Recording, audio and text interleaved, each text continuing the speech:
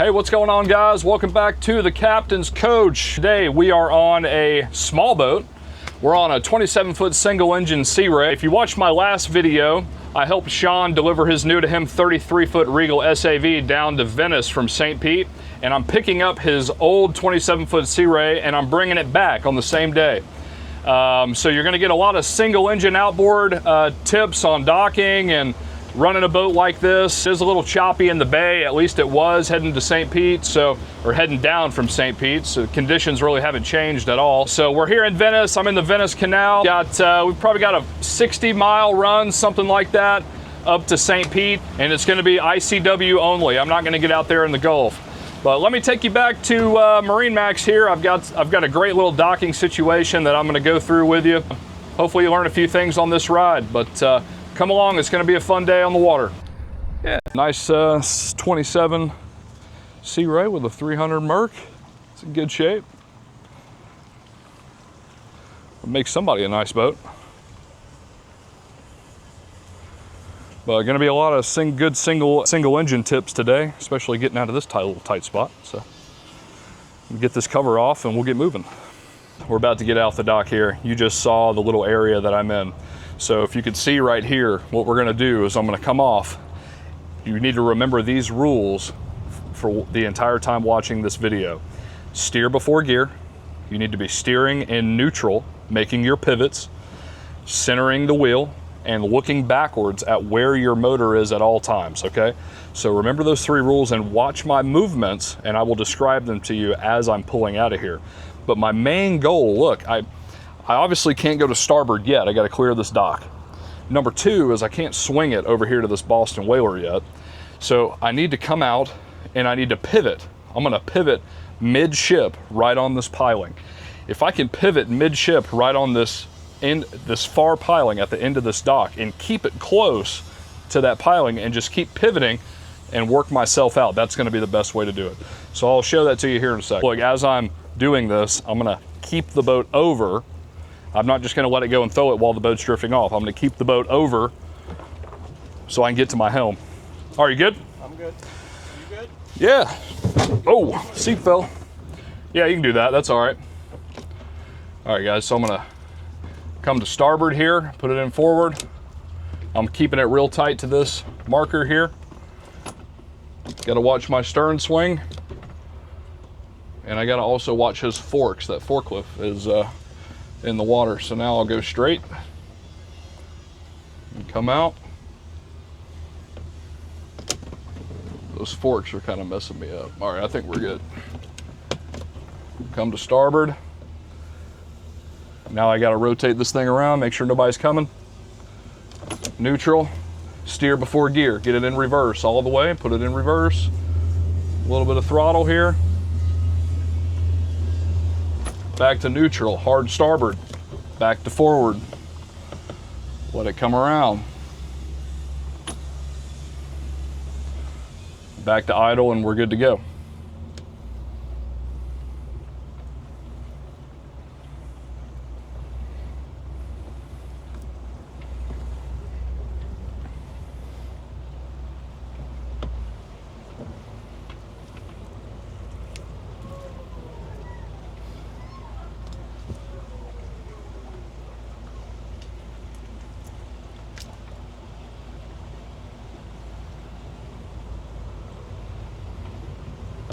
Busy today. I just got off the 33, Sean's new 33 Regal. This is Sean's 27 SeaRay. So I just brought his 33 Regal to here in the previous video, and now I'm picking this one up and we're going back to St. Pete.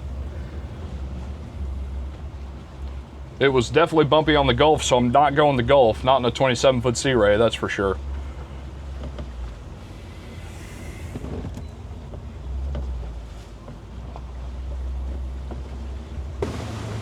All right, let's get it up on plane here.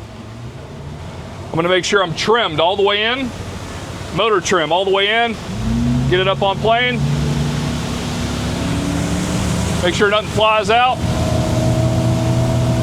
pull it back to my cruising speed, which is gonna be probably, it looks like 4,500 at about 33 to 34 miles an hour, something like that. Yeah, she rides out real good. I got the trim at about 10 degrees. Got 60 gallons of fuel, so should be ready to go. Looks like this boat does have trim tabs.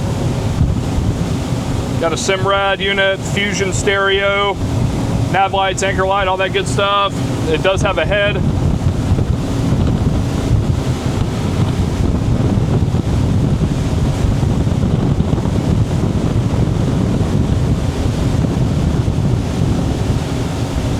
Got a big Jeanneau coming.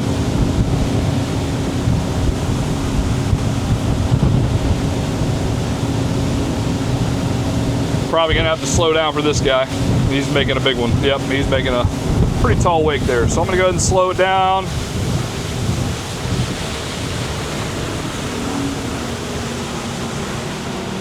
Keep the bow up. When you slow down, keep the bow up. So you're not coming back all the way to idle, but you're keeping the bow up.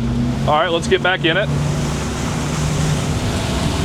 Guys, if you hit a wake like that with a big boat in a boat like this, you're gonna send the windshield flying, you're gonna send everybody in the bow flying. Slow it down, roll over the waves nice, get back in it as soon as you can. That's the best way to do it. And you can also turn away. I've talked about that several times in other videos. Roll up to the waves, slow down, turn broadside, bank against it, and you'll get a much nicer ride out of it.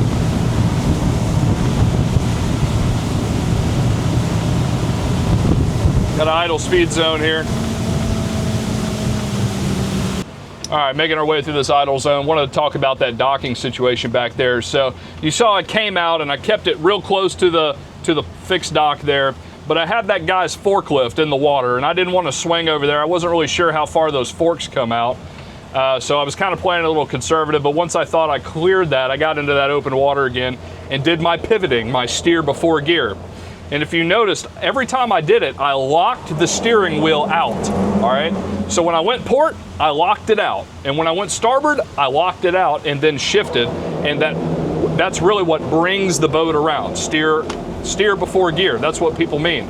If you steer before gear and you go halfway, or you just turn it a little bit, you're not gonna get the results that you want. So as a pretty good general rule, when you're pivoting a single outboard boat, you gotta lock the wheel out. Right? Lock it out to port, put it in reverse. Lock it out to starboard, put it in forward, and you'll get much better results and much better movement.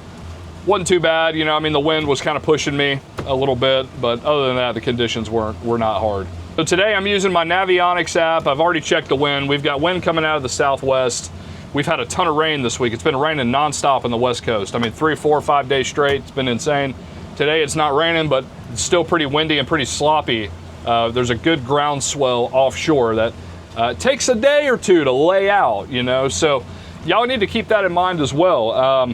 When you have a period of 3, 4, 5 days where it's been windy and a lot of rain from offshore, it takes a day or two, even though the winds calm down, it takes a day or two for that groundswell to kind of flatten out.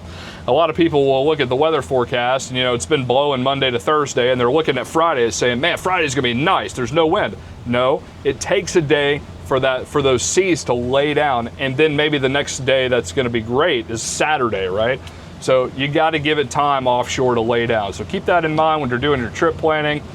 My good rule of thumb is I know whether I'm going boating about 3 days out. A lot of people and a lot of you guys watching me, y'all are new to boating and you're not really sure about the weather and the forecasts and all that good stuff. And you know, you're looking at forecasts and trying to decide whether you're going boating like 10 days in advance. No forecast down here is right 10 days in advance, none. Not even a 7-day, all right? 5 to 7, you're gonna get an idea. And then within 5, you're gonna get a pretty good idea of what's going on. And then within that 3-day, within that 3-day forecast is when you're really gonna know what's going on. And whether you're going offshore fishing or whatnot. But yeah, today is kind of one of those situations. It's still blowing 10 to 15 offshore from the southwest, so there's pretty good groundswell out there. We tried it. We could have done it. We were running 20 miles an hour in that Regal. We could have kept going. Sean just didn't want to get beat up. It was a little bumpy. You know, we just pulled it in and took the no wake zone and everything was fine. Took an extra, I don't know, 30, 40 minutes to do that. But In this boat, I'm not even gonna try it. I'm gonna stay the ICW all the way up and pray, hope and pray that Tampa Bay is not rough as crap. But I'm in the ICW right now, coming through Venice, as you see. But I'm freaking starving. I haven't eaten all day. Haven't had lunch. It's about 2 o'clock now. Might call somewhere and get a burger to go. I don't know. Or stop in somewhere. Tide Tables is on the way. That'd be good.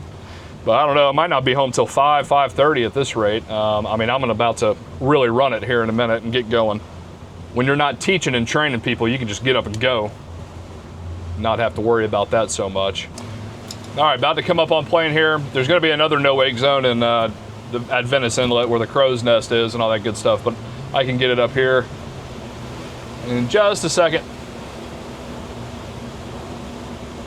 All right, let's do it. Remember, we're in the ICW, so red dirt, green Gulf. Reds are going to be on my starboard, greens are going to be on my port the whole way running north.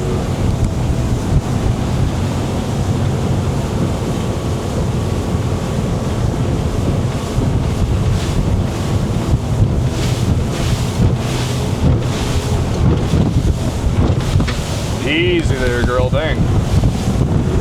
Make sure my flip-flops don't fly out.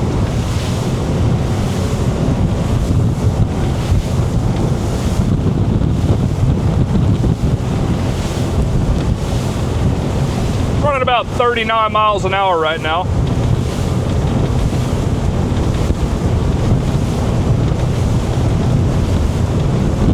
Running around the corner here. Venice Yacht Club's over there.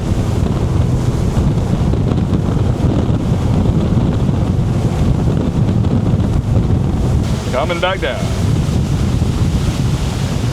Hey, when you're slowing down to your no-wake zones, the law says you are supposed to be stopped before the sign. I see a lot of people not stopping before the sign, and they'll come, 50, 100 yards.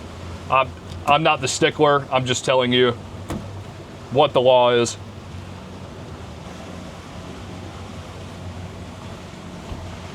Little island in Venice. Crow's Nest is over there. Venice Inlet's on the other side here. That house is always impressive.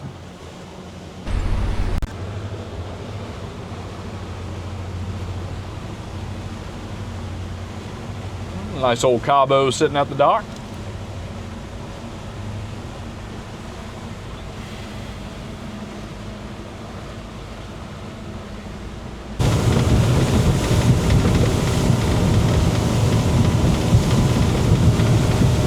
Went about 34 at 4,500 RPM.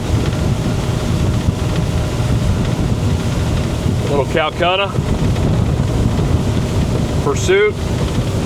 Probably gonna pull it back for this one. See, look, I'm gonna turn in. I'm gonna turn away. Good, not too bad, no pounding. Get back in it, there we go. And we got a big Aquila coming.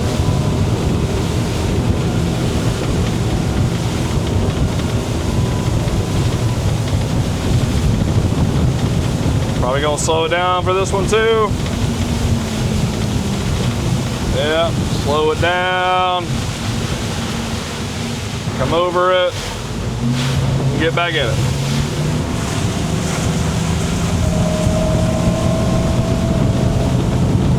Somebody lost the fender.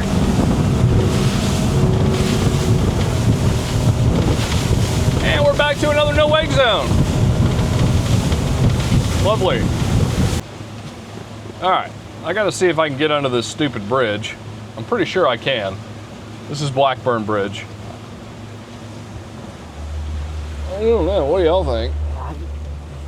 Let me make sure I don't have anything up here. Okay, no, we're good.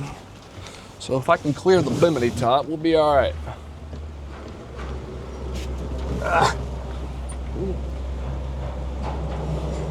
Make sure nobody's behind me either, in case I have to lock her up. It's not low tide, should be fun. Yeah, it's about a foot. About a foot.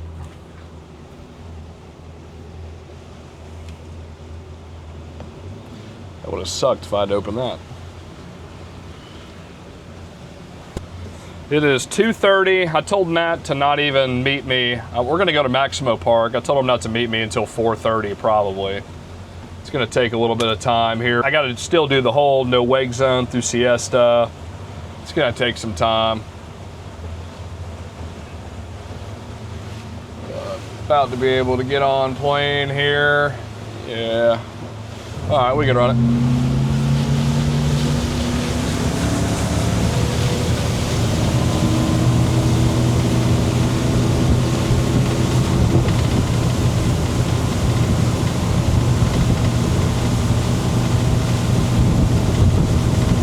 Got a Kila on my starboard.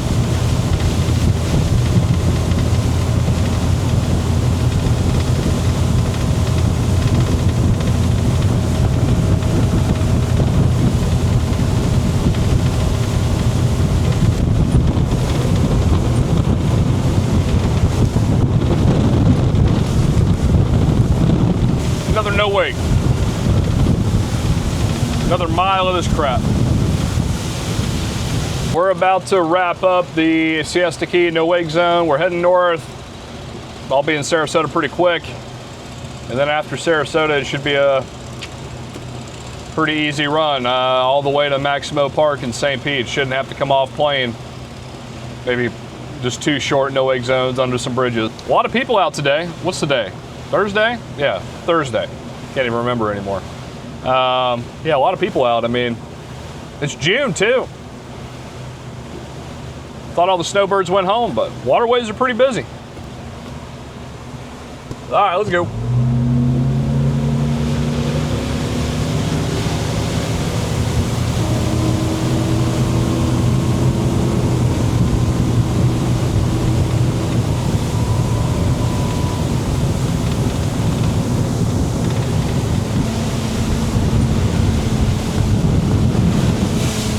Ow, yep. My bad. You got to remember, it's a SeaRay runabout. We obviously talk about Garmin a lot because Garmin's in probably most boats. But Simrad, got my chart pulled up here. This is how you got your sidebar here with information. All you gotta do is tap right there. That's an autopilot, like your degrees off course. You don't need that for a single engine boat. So I'm gonna hold that down and I'm gonna go into vessel. Wait, let's see. Navigation. Yeah, I'm gonna go to vessel, and then I'm gonna scroll up to, I believe, position. Yep, so position. And there you go, position is now in here. So I got my RPM, my position, course over ground, depth, speed, time to destination if we do plug in a route. So that's kind of how you adjust that overlay data bar on a Simrad. You got your main menu here in the top left. That pulls up your chart, sounder, side scan, all that good stuff. Mercury engine display, which, you can do a combo, right? So me personally, on a boat like this, which is super simple, I'll run the chart and I'll have my RPM there. Or you can do a combo. So you can do a combo, and we'll make a combo here. So we'll go to add combo, and I will drag the chart in. And then I will drag the Mercury in. And then I believe this is I believe you can drag. Yeah, no. I think you should be able to make that smaller. It's okay, we'll just leave it like that. On the Evo 3s, you can like choose the size of these. Like you can make this one bigger than that one. Maybe I'm just doing it wrong on, I forgot what they call this particular one. This is not an Evo. This is the cheaper version. It's a little slower, but we'll save. And then there you go. I got my charts and my data, Mercury data. Let's get back up here. In just a second. All right, let's hit it. Hoop.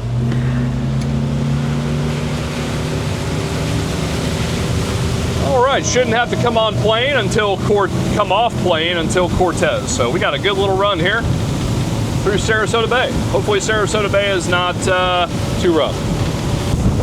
Furring and Jack.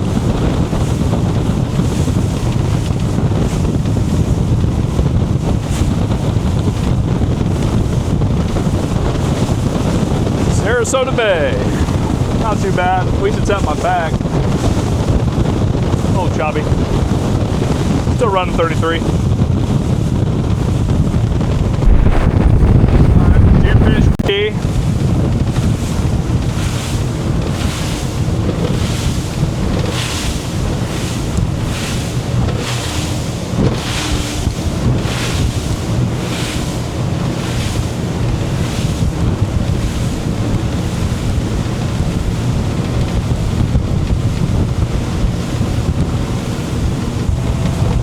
Longboat Pass.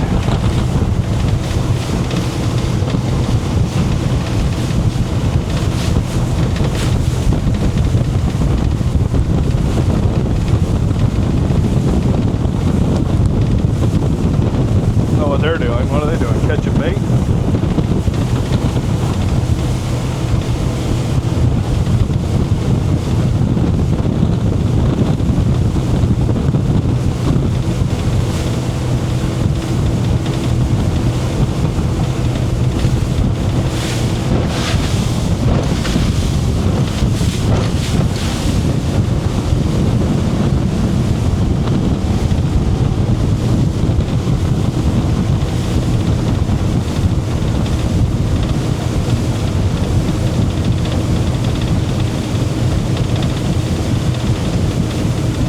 Cortez.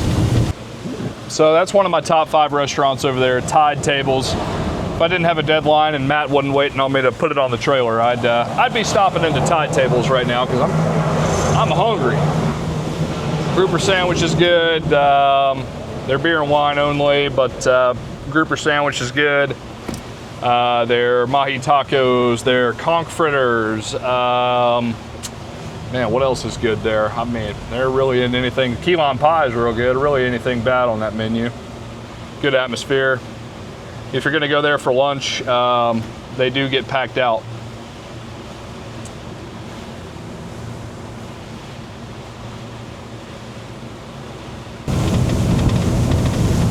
Yellowfin.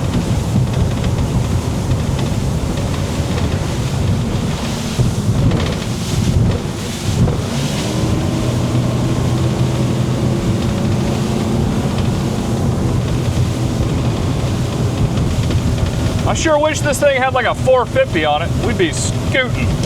I mean, let's see, I'll trim it up here. That's 44 miles an hour. I'm gonna have to slow down to go into this bridge though. So this is one of the few bridges that you don't have to slow down. It's not a no wake. You can run through. It says slow speed minimum wake ICW exempt. But this guy's taking his sweetest time.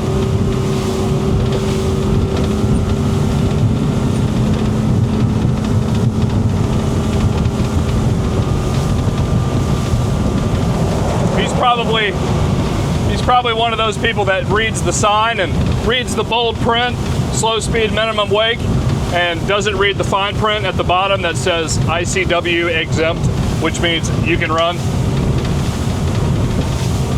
Yeah, let me go back to that. So I'm trimmed up here. Let me stop the porpoising.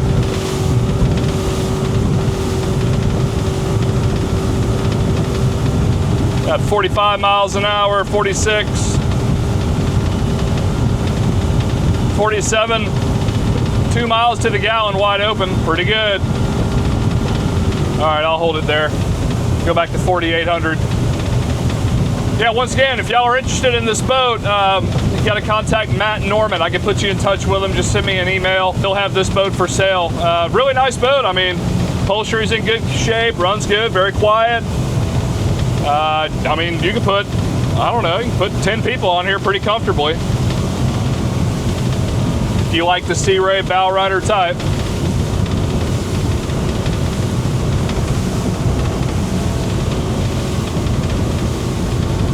Got a sailboat in front of me. We're coming out into the bay now. Remember, sailboats always have the right of way when they're under sail, so I'm giving them some berth.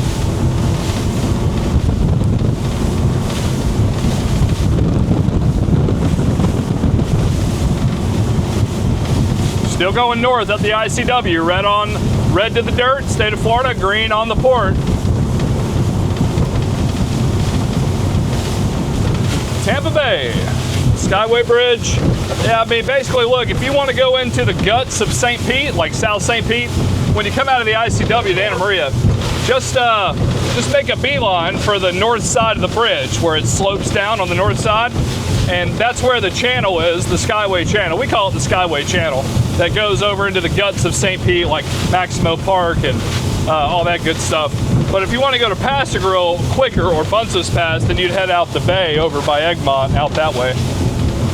So it depends on which side you want to come in. The Skyway. A little bumpy on the other side of the bay here because of that southwest wind. I was kind of expecting that. But we're getting close here to the channel. Looks like this boat has been in there about 4,000 times in the past. Ugh.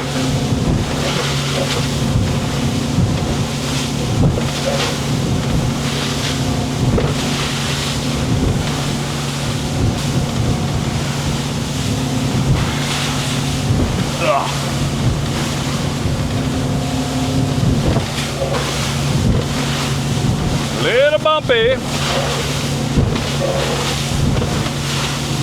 Ugh.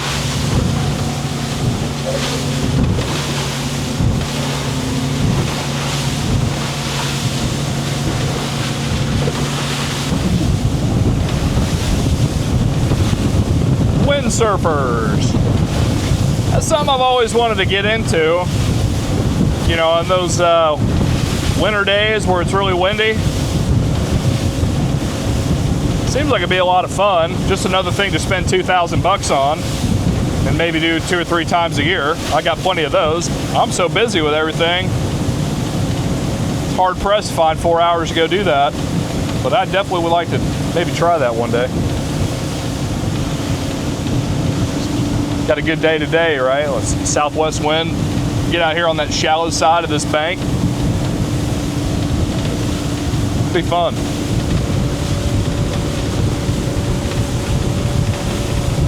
It's about 4 o'clock. Matt's ETA is 4:01 to Maximo Park. And that's probably about my ETA too. That's pretty good timing.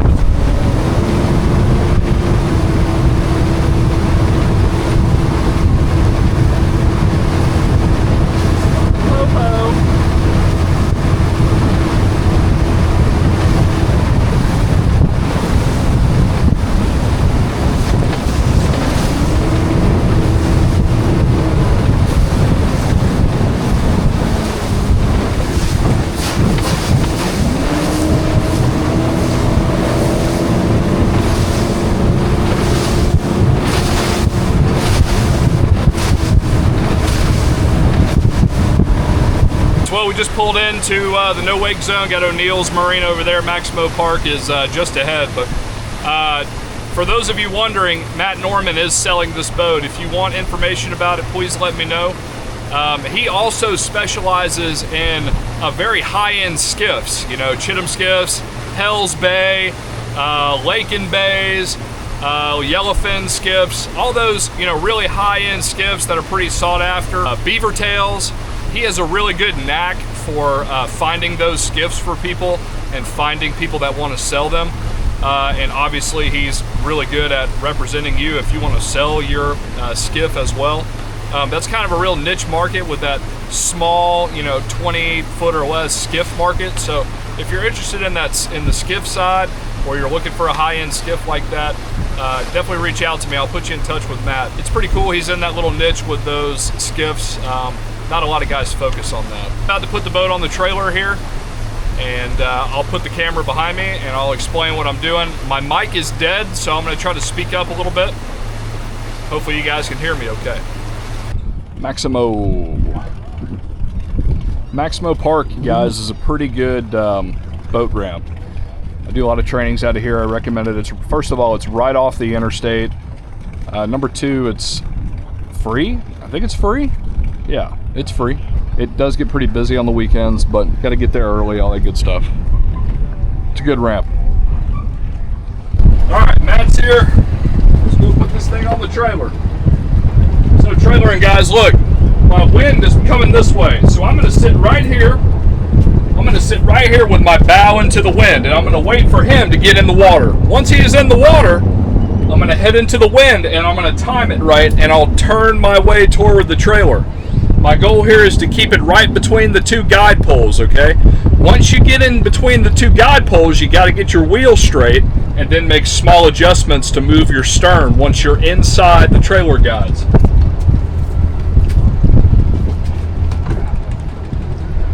He's coming in now.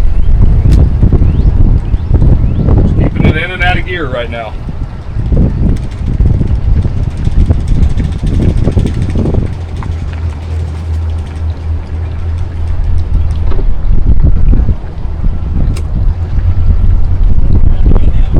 No, this is fine. Yeah, come on down with it. He's in the middle.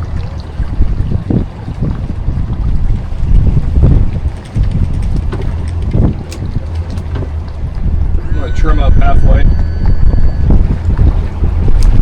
I like to trim up like 25% to halfway. It helps dig the stern down.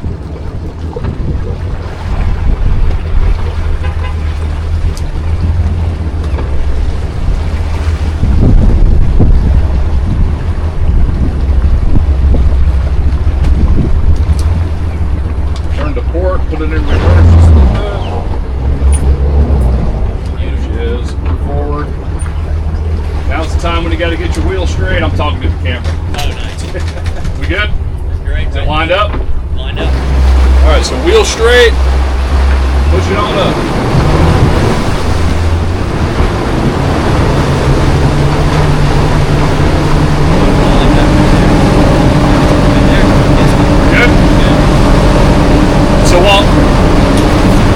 While he's getting it stuck and strapped, I'm leaving it in gear. I'm leaving some power to it.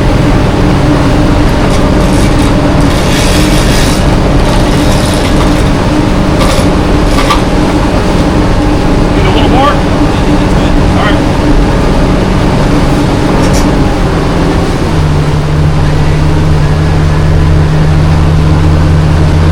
Back off of it just a little bit. Trim up. I'm keeping it in gear. So while he comes up the ramp, I don't want it to slide back.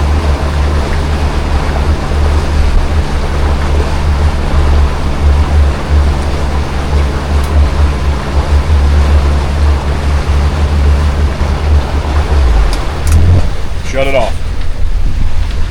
Trim it up. I don't think we slid back at all. That's how it's done. That's how two pros do it. In and out, bing bang.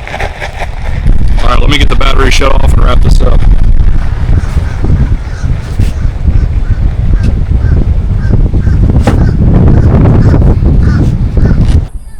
Like, dude, that looks like a golf cart path. Oh yeah. No, I should have told you to go straight over there and then out. That's all right. How you been, man? Doing very good. Let me give you this so it doesn't get lost. Yes. He brought the title with him. Yeah, I know, and I think he had already the other day left it at the boat because I told him. This is Matt. Everyone. Matt, who are you? What do you specialize in? I'm Matt Norman with Florida Native Boat Sales. I'm your independent boat broker here in the greater Pinellas County and Tampa Bay area. Sell really all shapes and sizes. My passion is saltwater fishing, but I'm a family man too, and I'll be representing this 2019 270 SDX SeaRay for sale here shortly. We'll give her a quick detail and get her on the market. Yeah, I was telling them how you specialize in like high-end skiffs. Yes, so that is a segment of my brokerage, if you already mentioned that. So I have a segment called the Skiff Broker, and it's my passion is saltwater fly fishing, and so there's not many people out there that have that knowledge base. And so skiff owners were kind of in a pickle where their only opportunity or only option was really to sell it themselves, and that can be difficult. Yeah, for sure. So awesome, man. I go in there and do the same thing in the technical skiff world. Heck yeah. Well, thanks so much for watching. We got her up on the trailer, got her strapped down. He's gonna go drop me back at my truck at Tierra Verde. Appreciate y'all coming along for the ride. Hope you learned a thing or two about single outboard operation on this and how to quickly and efficiently get your boat back on the trailer. I'm probably going to do a lot more trailering stuff here soon. It's just one of those things. It's hard to film. You need at least a couple people to do that filming. So maybe I'll get to that here soon. Once again, if you enjoyed the video, please like, subscribe, and leave a comment. Really appreciate all you guys following along. We'll see you on the next one.